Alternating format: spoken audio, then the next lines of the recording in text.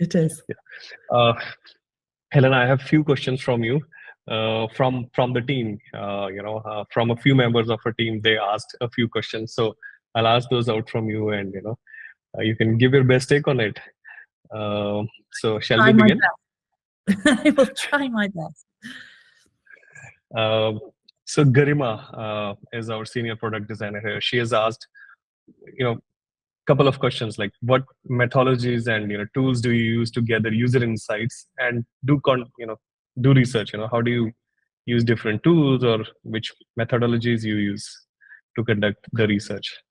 Yeah, so for research, I mean, there's various tools that I draw from, certainly, and it depends what kind of data that we're wanting to collect. So if we're wanting to collect some user or customer feedback, for example, so the qualitative data, user surveys.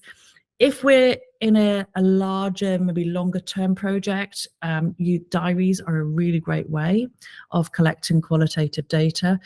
So diaries are something that I would use over a period of 2 to 3 weeks, for example. So every time a user uses a digital asset or uses a physical product, tell us a little bit about what time of day they're using it, how they feel as they're using it, what were they wanting to achieve from using it at that particular point. So that's a really great way of getting a longer term view of how a user is using something. Surveys are really, really great.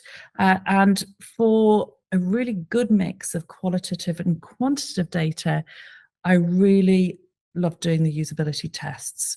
So done quite a lot of these recently, one for a company in the finance sector, and one for a government-owned institution. And that is, a series of 1 hour sessions, say 5 to 6 over the case of over the space of a day. Pre-written tasks, so asking a user, how would you move from the home page to this particular page, or show me how you might complete this task. And if possible, I like to ask users to commentate as they're moving through a task. So that gives us an idea of how easy they're finding it to use, or if there are any points of frustration. And then following that, one of my favorite data points is the System Usability Scale. So after we've finished collecting qualitative data and observing the user use something, we ask them a set of 10 questions. So they're actually not questions, they're statements about their ease of use. And that gives our clients a really great benchmark.